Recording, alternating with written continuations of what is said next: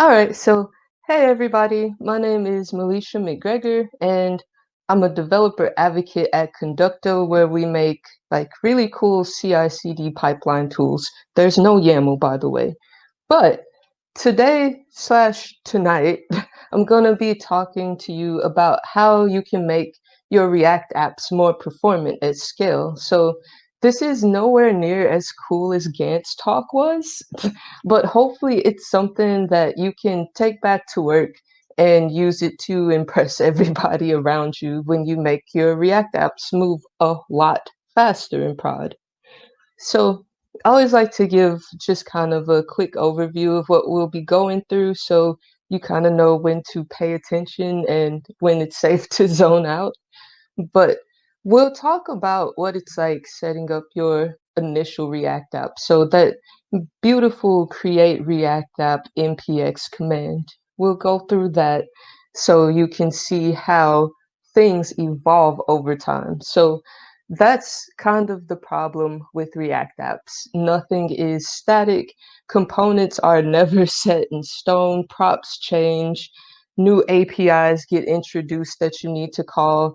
And there's just a lot of things that build up over time that you have to watch for, be aware of, and just generally pay attention to. So I'm gonna be brave tonight because it's like way past my bedtime, but I'm gonna try to do a little bit of live coding so that I can show you some of the tools that we use for testing React apps for performance issues in the first place.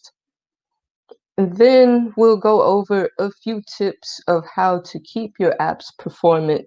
So that'll be more live coding, maybe some references to a few things. And then the fun part, we'll talk about cleaning up an existing app. It's really easy to talk about how you can make a performant app and how you can keep one performant, but the real work comes when you have to go into an existing React app and there's folders everywhere, there's duplicate components in different places. So it really helps to have like just a few tips on how to clean those up. And finally, we'll get into some key takeaways. So let's get started. This is the fun part. So I'm going to start with some code that I know for sure works because it's just to create React app. Like when we look over here, just in our directory, I'll try to make that a little bigger, but basically this is our shiny new project. It doesn't have very much of a folder structure. There's just some really simple stuff happening so that it doesn't render a blank page when you run the app.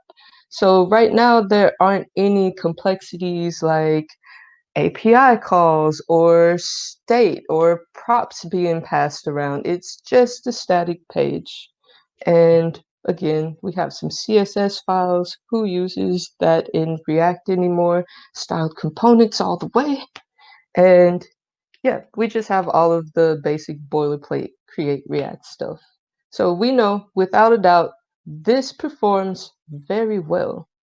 So I'm gonna go ahead and run this just so you can, I guess, see the difference in performance with a starting React app. So jumping the gun a little bit just to give you kind of a benchmark of how things degrade over time. And of course, create React app. Come on, it's going to take a while. Eh, anyways, in the meantime, while we're waiting for that, oh, of course, there it is now. But one thing you can look at when you're just trying to check out the performance of an app is this profiler tab, and you can just start, well, you can reload the page and record how long it takes for things to load. So if I can stop double clicking things. Okay, so this page took all of 1.6 milliseconds of 10.8 milliseconds to load. there's probably not much we can do to make that any faster except get rid of the animation. But that's fine for now. So we all know about our beautiful new React app. Then we get into the software development lifecycle. So we start getting in sprints, and there's bugs and feature releases, and product is yelling at you, and support is yelling at you, and you're just trying to make things work. There's a little bit of structure for how you organize your files and folders. Maybe somebody took the time to organize things like context and set up different types using TypeScript if you're lucky. Sometimes you just get a jumble of stuff that people have hacked together over time just to get things through the door out to the customers.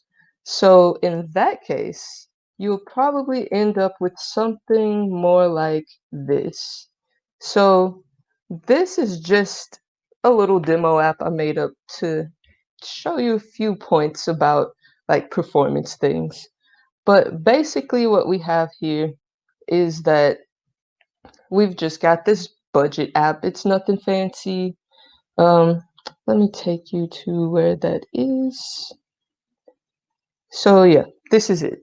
I wish this was accurate and I haven't spent any money this month, but that is completely wrong. So don't want to share my bad spending habits. So we'll just leave things as 0.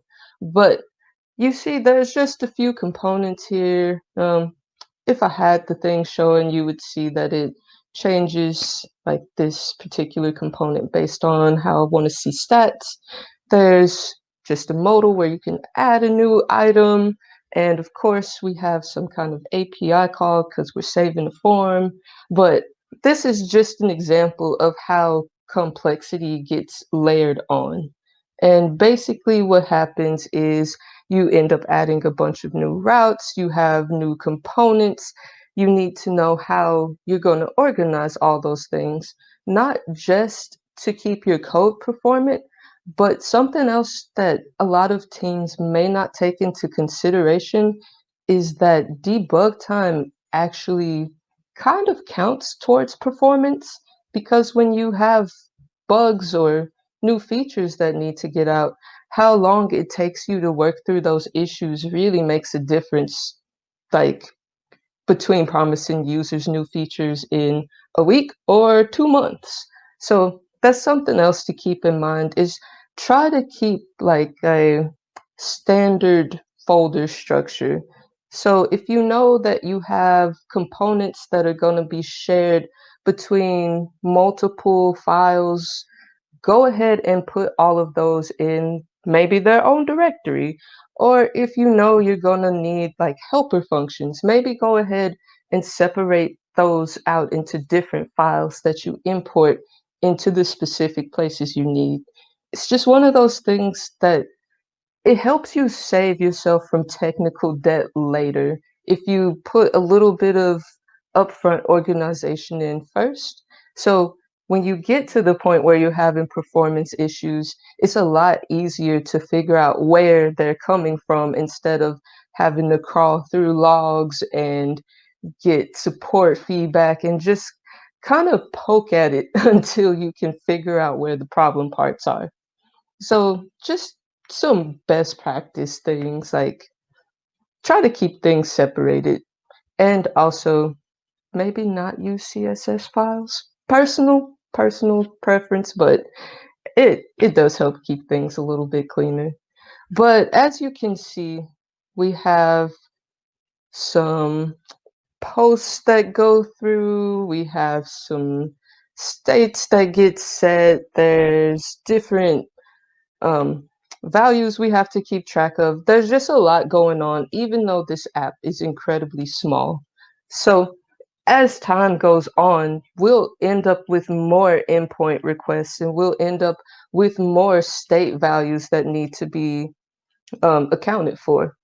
And that is where a lot of our performance issues come.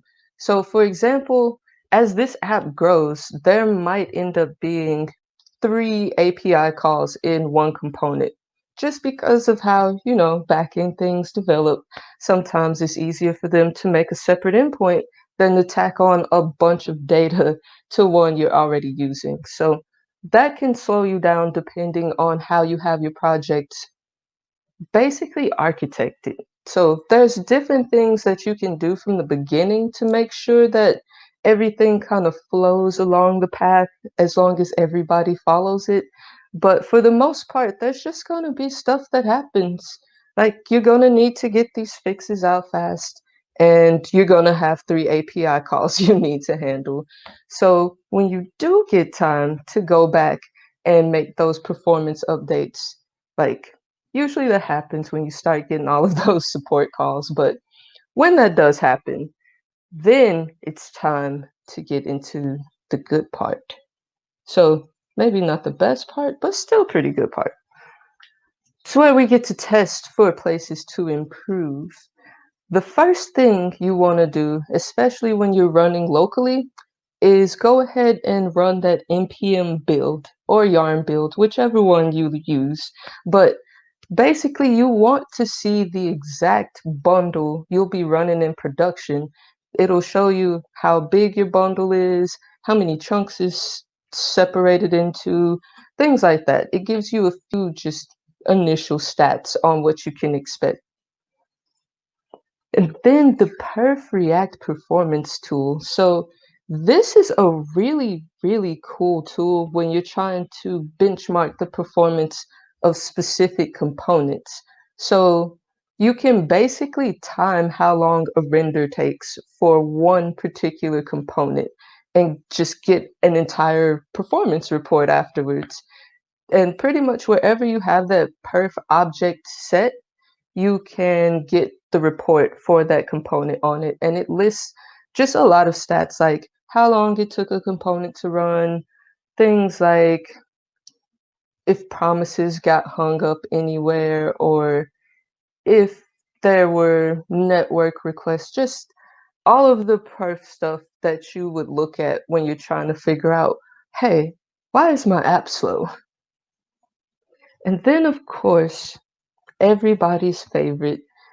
I'm not sure if you guys saw like kind of the Twitter thing about what's happening with Lighthouse, but they're gonna start potentially recommending packages that supposedly help with performance. There are a lot of split views on that, but overall, Lighthouse is one of the best performance tools, especially for React, because it straight up gives you a report of things that you need to fix, and it scores stuff like, hey, you need to do better on mobile, or your general page speed is just too slow. So, Lighthouse, remember, then the profiler tool. So again, this is something I'm gonna show you, so I'm not just listing off random tools. We're actually gonna go through like a little demo of how you would use these on a production build.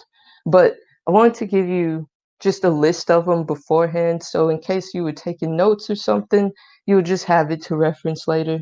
But there's the profiler tool, which is also another React specific dev tool. But what it does is time how long it takes for all of your components to render, but it shows it to you in the separate chunks, basically. I'll show you in just a few minutes. And of course, that beautiful, beautiful network tab. So when one of your components is hung up and it's just got that spinning wheel, this is probably a good place to check. There might be some kind of API request that you sent and it's just not getting a response from the server. And it might not even be a React issue. So this is one tab that I've noticed some front-end engineers kind of overlook when we're looking at performance, just because it's like, oh, that's for back-end stuff. Whatever, I got the right data back, or whatever, it hung up, so it must be something wrong with it. But this is a good way to really get in and see if there's improvements you can make on the back end to help your front end performance. And of course, the other Chrome dev tools are great. So I know that you all know about the Components tab where you can go through and look at props and change things and look at state. I'm not going to go too deep into that, but I will go ahead and do some Lighthouse Profiler tool and Network tab just demos. So we're back in our little example app. And the first thing I want to show you is Lighthouse. So hopefully you can see that it's just up here in the Chrome DevTools. It's just a tab now. I think I remember when it used to be a website. Maybe? I think that was a thing at some point. But now it's just in the tab, so that makes it super easy. And you can see which categories it's checking to give you a report for. So I'm going to go ahead and leave it set on mobile because we know how great mobile design is. So I think I've gotten this optimized. But if you notice when Lighthouse starts, it automatically puts the site in mobile view. It takes it offline to see how fast it responds. And then it reloads everything and gives you this quick little performance report. So apparently, this little app sucks substantially.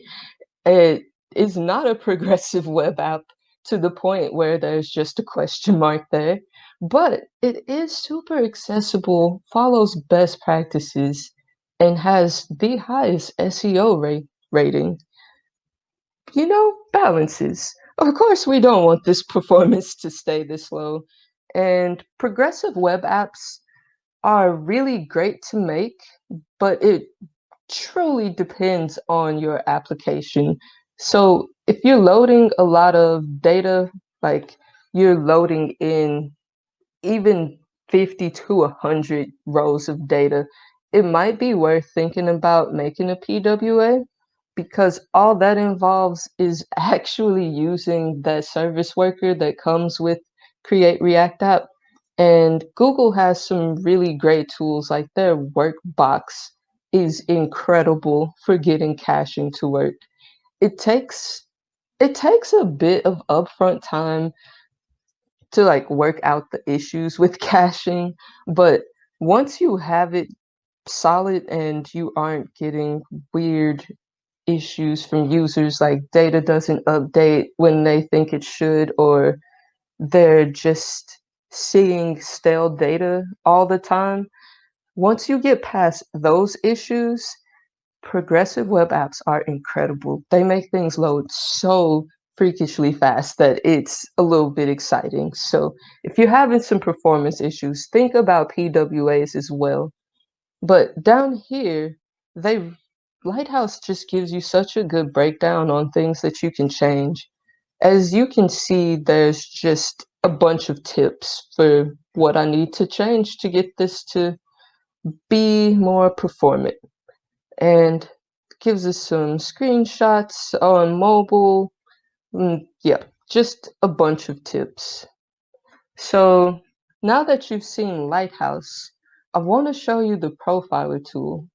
This one was really cool to me just because I didn't exactly know it existed, or I saw it sometimes, but I never figured out what reason I would use it for. But if you're trying to audit a React app and figure out places for improvement, this is also a good place to start. So I'm going to go ahead and click this reload and start profiling button. And all that does is reload the page and measures how long each component takes to load. So when I stop this, it gives you just a breakdown of how long it took each component to load, all the way down to the styled component divs. That's one of the best ways to get down to a granular level on which components you should probably look at first. It it gives you like how long the total app component takes. So 1.3 seconds out of 93.3, meh. But another good thing is that It uses colors. So this one in particular, our victory chart, it took a little while. It's a pretty hefty library, so that's to be expected. One of the things you have to consider when you're looking at these times is exactly which component you're looking at and everything that goes into that component. So some things that you have, they're just going to take a long time just because of the way that they work. And the workaround for that to show users is to do something like a spinner or give them a message saying that it's loading or it's in progress. You have to let them know something when your app isn't as performant as you want it to be. You have to give them some kind of feedback, or else they're just going to think that your app hung up on them and they might quit and never come back to your site again. I've seen it happen, so it's really not that uncommon. Make sure that you're going through this. Like the ranked view is probably my favorite when I'm trying to audit components in particular, just because it does rank everything in the amount of time it took to load. Then there's the interactions. We didn't do anything with the APIs, so we'll leave that alone. But you can trace API calls through this as well. It's just, if you haven't seen the profiler tool, it's super easy. All it does is calculate how long the page takes to load and break it down into the components. Then there was the network tab. This is actually one of my favorites, and I'm not 100. Actually, it became one of my favorite tabs when I finally figured out a bug of why a page wasn't loading. So if you ever run into an issue like that, make sure you're checking the network tab. But what this does, it just shows you pretty much when any request has been made. The most specific ones would be like getting all items definitely failed because I don't have this connected to my database. Again, I just don't want to share my bad spending habits. We go to Domino's and get pizza way more than we should. But that's what this tab is for. Like, if you get hung up on a request and you're not sure why it's taking too long to process, or maybe it's just rejecting the data you're sending it, so it's causing some re-renders to fail. This is the place that you want to come to check, because you'll be able to see, like, if you do have any parameters you need to send to the back end, you'll see the exact values that were sent in the request. You'll get whatever response you get from the server, whether it's a good or a bad status, and it breaks down how long these requests take too.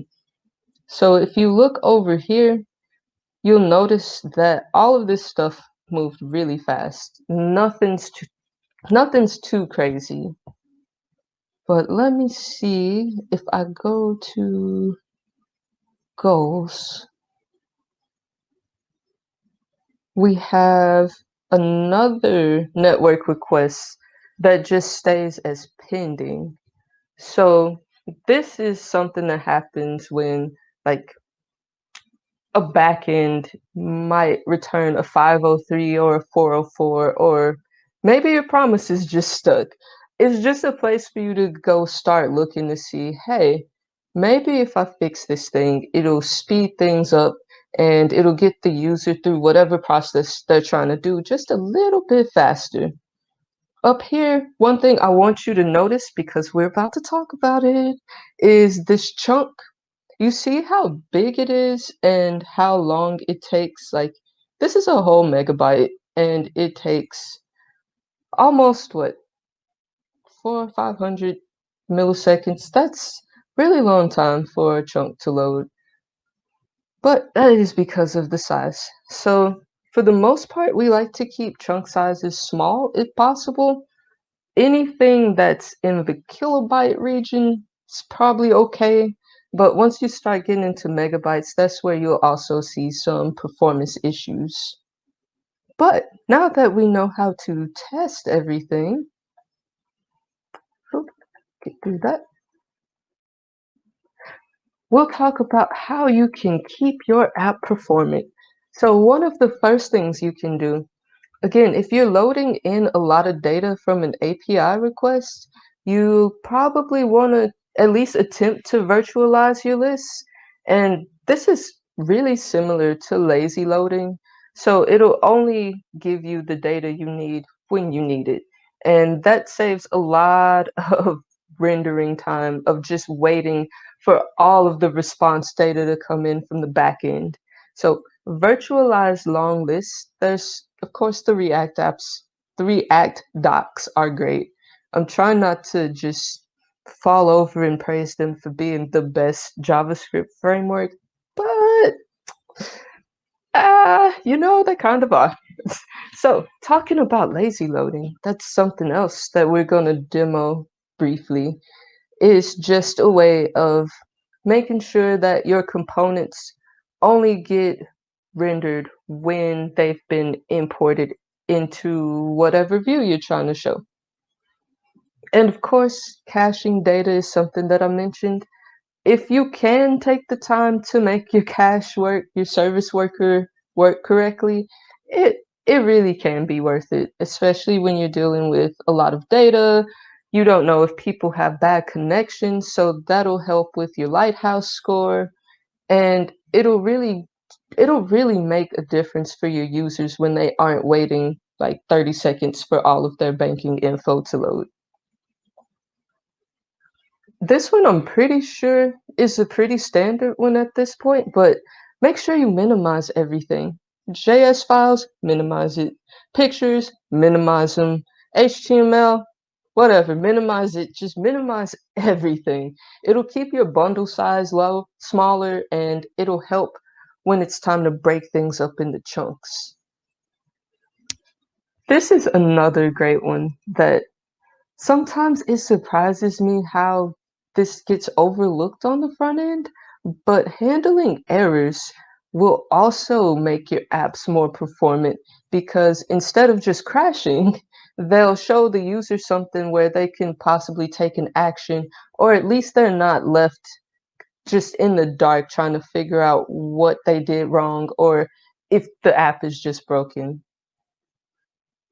And checking your bundles, chunking your bundles. This is something else that we're going to talk about. Like, I'm going to show you exactly what I mean there.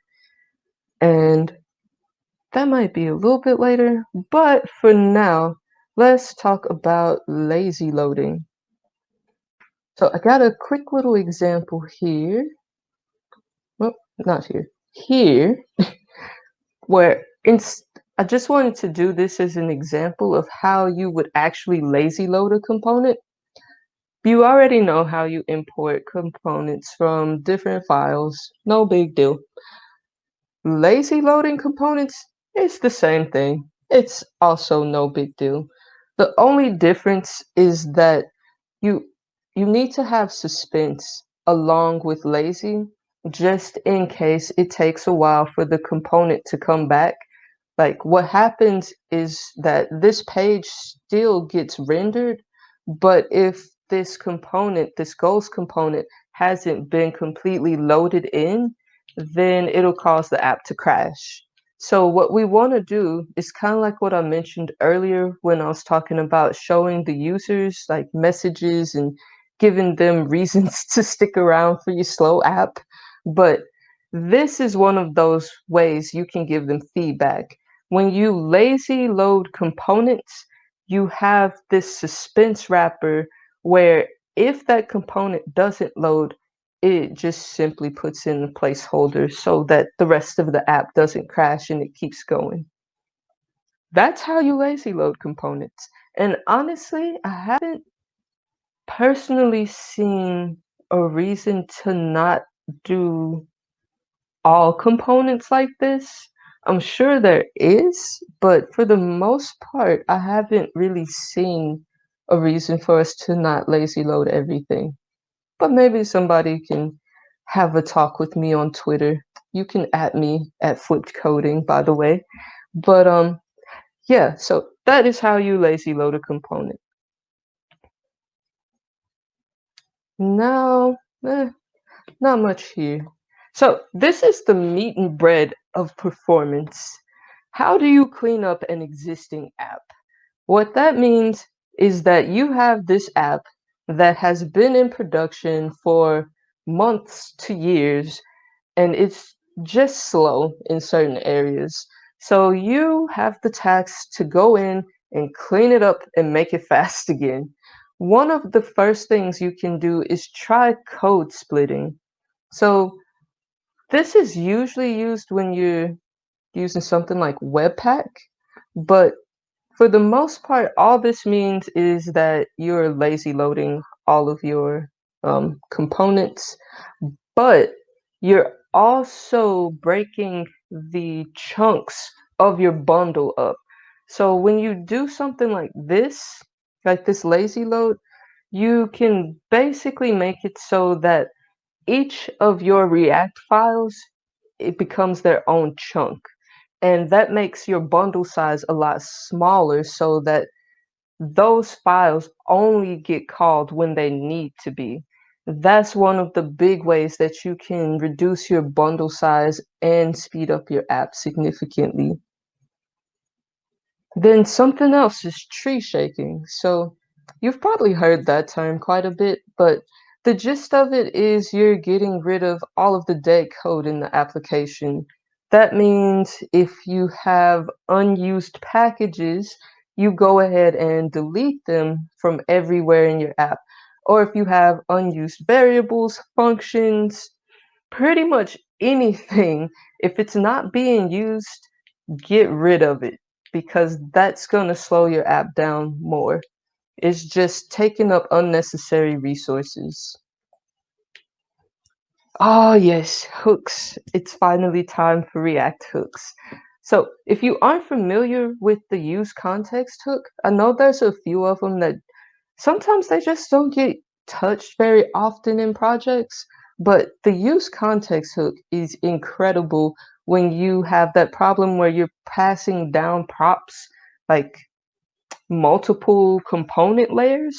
So if you know you have some data that needs to be used across the entire app, like different files will be referencing it, this might be a good case to use the use context hook.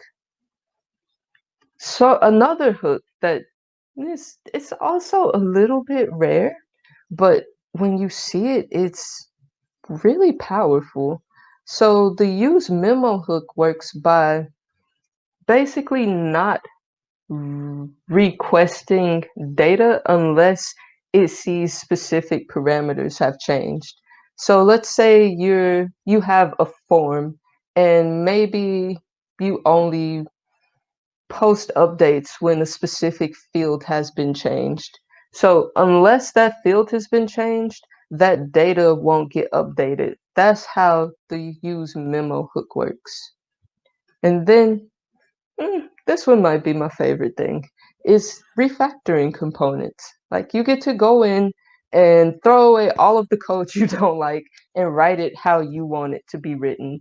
So that means you can change the file structure to be more PR friendly. You can switch from class components to function components. You can add hooks. You can add libraries. You can do whatever you want that's going to clean up this app and make it work better for users.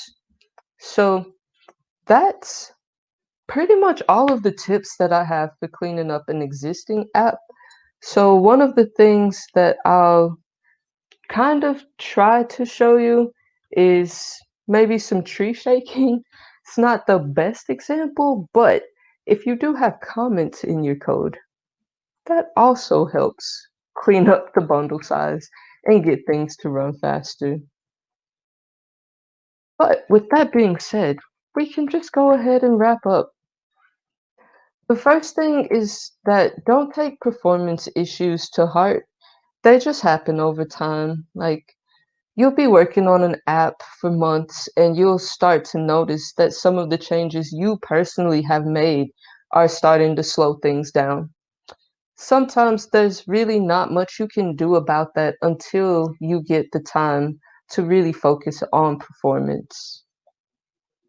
And then the best part, there's so many free tools. Like the ones I showed you are pretty much just in the dev tools, but there's also websites where you can go on and put your URL in and it'll give you some stats back, like just page speed and which pages are slower than others, things like that. So you aren't limited to just using React tools. You can branch out and do other stuff.